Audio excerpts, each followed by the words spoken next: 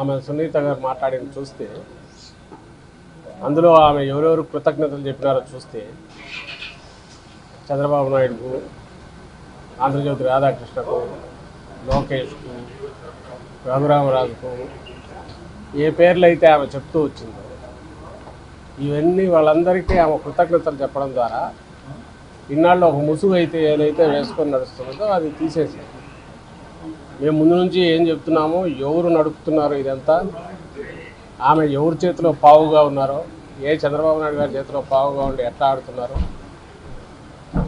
అదంతా నిజమని చెప్పి ఆమె ఈరోజు వాళ్ళకి థ్యాంక్స్ చెప్పడం ద్వారా, అలాగే జగన్మోహన్ రెడ్డి గారి మీద విషం కక్కడం ద్వారా, అవినాష్ గారి మీద జగన్మోహన్ రెడ్డి గారి మీద విషం కక్కడం ద్వారా తను ఎవరికి ప్రాతినిధ్యం వహిస్తున్నారో, ఎవరు ప్రతినిధిగా మాట్లాడుతున్నారో, ఎవరు ప్రతినిధిగా ఇన్నాళ్ళు తప్పుడు ఇవి చేసుకుంటూ కేసు బిల్డ్ చేస్తూ ప్రయత్నం చేస్తూ అదంతా కూడా ఈరోజు బయటపడి ఇంకా అంతకంటే వేరే ఆధారం ఏం కావాలి? ఆమె దానికి మాట్లాడిన వాటిలో ఎలాంటి వాస్తవం లేదనడానికి, అవన్నీ చంద్రబాబు పలికించే చిలక పలుకులు అనడానికి ఇంతకంటే ఏం ఆధారం కావాలి? కాబట్టి దాని మీద పెద్ద మాట్లాడాల్సింది. అది ఆమె సమాధానం చెప్పాలి. 2-3 వాస్తవాలు ఉన్నాయి. ఆమె దాంట్లోనే ఇంకో పాయింట్ ఏదో ఉంది. మన తండ్రి ఎమ్మెల్సీగా ఓడిపోవడానికి కారణం ఏంటి, దానికి వీళ్ళే కారణమని ఆమె ఈరోజు ఆ రోజు 2017లో ఎమ్మెల్సీ ఎలక్షన్ జరిగినప్పుడు దాదాపు 160 పైగా ఓట్లు ఎక్కువ వైఎస్ఆర్సీపీకి ఉన్నాయి. అంటే సాలిడ్గా కడప జిల్లా స్థానిక సంస్థల కోటా కింద వైఎస్ వివేకానంద రెడ్డి గారు కంపింగ్ మెజారిటీతో గెలవడానికి కావాల్సినంత మెజారిటీ ఓట్లు పార్టీకి ఉన్నాయి. అందుకోసమే జగన్మోహన్ రెడ్డి గారు తన చిన్నాన్నను దానికి పోటీ పెట్టారు, పోటీ దించారు. ఓడిపోయే సీటు చంద్రబాబు నాయుడు లాగా పెట్టలే, తన మా సీటు ఏదైందో దానికి తన చిన్నాన్న గారిని పెట్టారు. ఏ చిన్నాన్న గారిని? ఎవరైతే జగన్మోహన్ రెడ్డి గారి తండ్రి చనిపోయిన తర్వాత రాజశేఖర రెడ్డి గారు చనిపోగానే అటువైపు వెళ్ళి జగన్మోహన్ రెడ్డి గారిని రాజకీయంగా అంతు చూడాలని పోటీకి దిగారు వివేకానంద రెడ్డి గారు జగన్మోహన్ రెడ్డి గారి తల్లి గారి మీద, విజయమ్మ గారి మీద.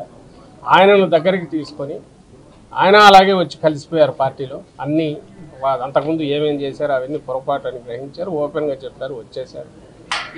అంతే ఇదిగా దగ్గరగా ఈయన తీసుకున్నారు. ఆయన అడగకుండానే ఆయన ఎమ్మెల్సీగా పోటీ పెట్టారు.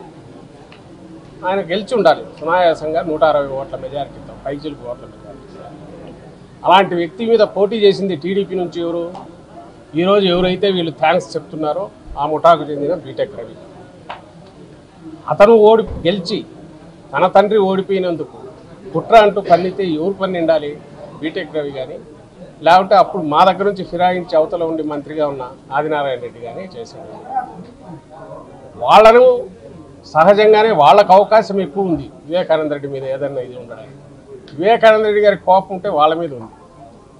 అందుకోసమే ఆయన ఎన్నికల్లో 2019 ఎన్నికల్లో అవినాష్ రెడ్డి గారి తరఫున అవిశ్రాంతంగా ప్రచారం చేస్తున్నారు.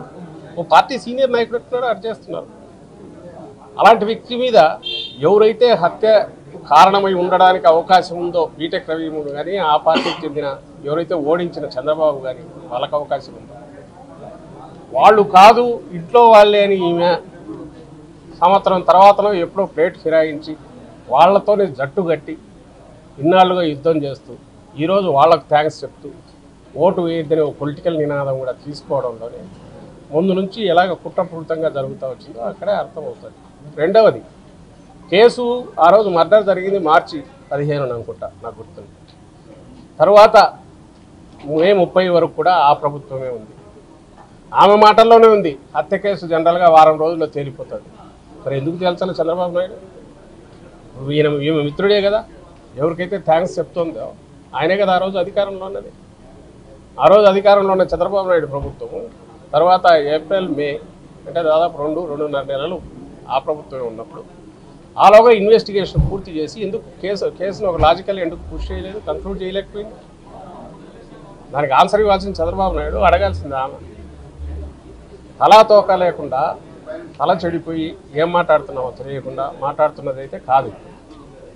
ఈరోజు పూర్తిగా ఒక రాజకీయ కుట్రతో ఆమె అక్కడికి వెళ్ళి ఢిల్లీలో ప్రెస్ కాన్ఫరెన్స్ పెట్టారని అర్థమవుతుంది. ఎన్నికలు దగ్గరకు వస్తున్నాయి కాబట్టి చంద్రబాబు నాయుడు ఉసిగొల్పి ఇంకొకరితో ఇలాంటివి మాట్లాడించడం, ఆయన అస్త్రాలన్నీ ఓటౌట్ తీసుకొని ఏ రకంగా ఇచ్చేస్తున్నారు, ఇది ఒక ఉదాహరణ మాత్రమే అవుతుంది.